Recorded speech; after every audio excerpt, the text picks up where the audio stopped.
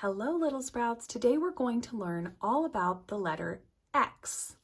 This is a capital X and this is a lowercase x. They look exactly the same. One is just bigger and one is a little smaller. The letter X makes this sound, X.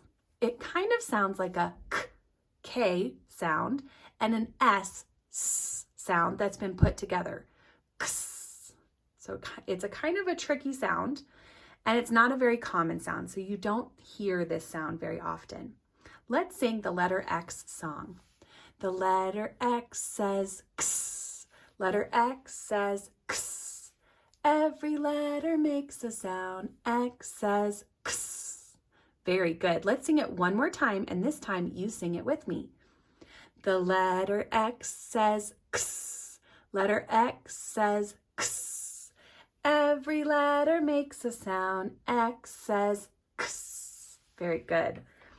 Now, the letter X doesn't have very many words that start with the correct sound. There are words like X-ray, where it says its name, X, ray, or there's words like xylophone. But in the word xylophone, which does start with an X, it doesn't make the right sound. So let's talk about some words where X makes the correct sound, the X sound. Most of the time you hear that sound at the end of words. And I'm going to give you 3 examples. Here's one. This word is mix. Did you hear the sound at the end? X. There's that X right there. This is a T-Rex. Did you hear it on that one? T-Rex.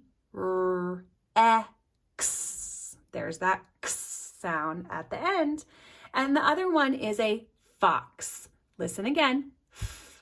Ox. There it is. So again, the letter X making the X sound, you don't really find it at the beginning of words. And X doesn't start many words, but it does end a lot of words with its correct sound. So keep that in mind.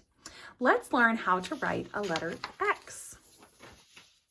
Now, I told you X is pretty easy because it's the same as a capital and a lowercase. And X is made with diagonal lines, which means this is a vertical line straight up and down.